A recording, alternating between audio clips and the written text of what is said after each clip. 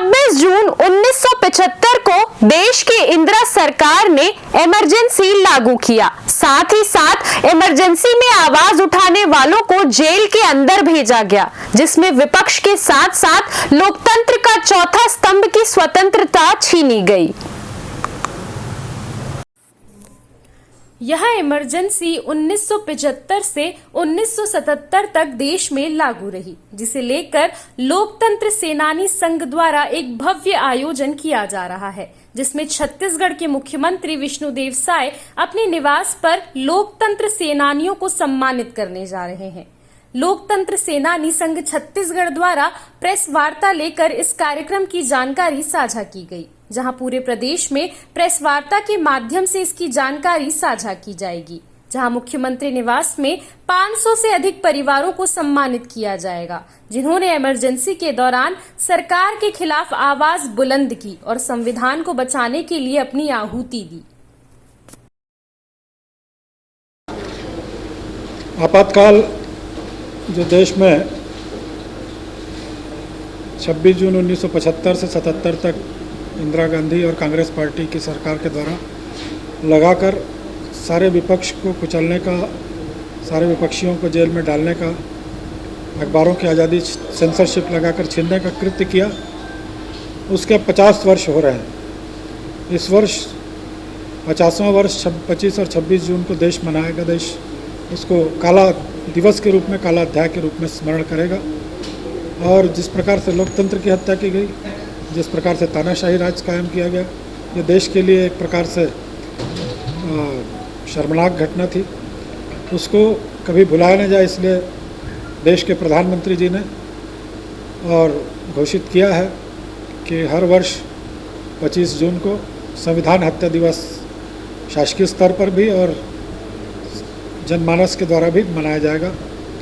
लोकतंत्र सेनानी संघ हमारा एक राष्ट्रीय संगठन है, जो वर्षों से इस आपातकाल योद्धा हैं, उनके परिवारों के लिए और इस विचारधारा को भुलाया न जाए, इसके लिए काम कर रहा है।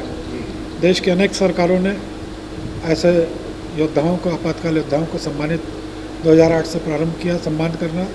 आज देश की अनेक सरकारें इसको सम्मानित कर रही हैं। इस वर्ष आपातकाल का काला दिवस का 50वां वर्ष लोकतंत्र सेनानी संघ के द्वारा इसको समाज जीवन में ले जाने का हमने पहल की है। देश की भावी पीढ़ी को इससे पता चले, वो पढ़े और पढ़कर लिखे। इसलिए महाविद्यालय के छात्रों के लिए हमने आपातकाल संविधान हत्या दिवस प्रासंगिक क्यों, 25 जून संविधान हत्या दिवस प्रासंगिक क्यों, इसलिए महाविद्यालयों के छात्रों से हमने और निबंध के रूप में प्रतियोगिता आयोजित की है। 30 जून तक उनसे निबंध आमंत्रित किए हैं।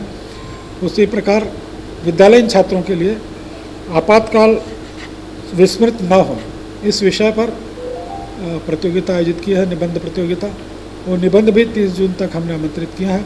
और ऐसे महाविद्यालय के छात्रों को प्रथम द्वितीय तृतीय आने पर उनमें 31,000, प्रथम द्वितीय को 21 और तृतीय को 11,000 और 10 सांत्वना पुरस्कार ऐसे देने का दोनों स्तरों पर निर्णय लिया है, विद्यालय के छात्रों को भी और महाविद्यालय के छात्रों को भी।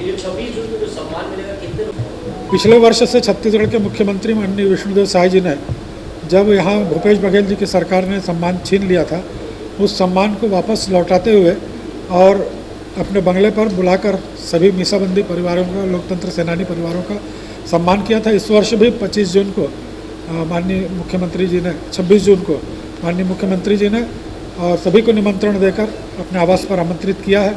उस दिन दोनों विषयों पर वहाँ पर प्रबुद्ध वक्ताओं के भाषण भी होंगे और लगभग 500 से 600 जो मीसाबंदी हैं, उनके परिवार हैं, उनको वहाँ सम्मानित किया जाएगा। और उनके साथ मुख्यमंत्री और भारतीय जनता पार्टी के विभिन्न नेतागण, माननीय डॉक्टर रमन सिंह जी सहित सभी मंत्रीगण, विधायकगण और सांसदगण, ये सभी पार्टी के पदाधिकारीगण, सबके साथ उनका भोजन भी होगा और वहाँ पर सम्मान दिया जाएगा। भारतीय जनता पार्टी ने 25 जून को पूरे प्रदेश में लोकतंत्र सेनानियों को सम्मान करने का निर्णय लिया है। जिलों में सभी सेनानी सम्मानित होंगे, उसकी जिम्मेदारी भी भारतीय जनता पार्टी ने मुझको दी है।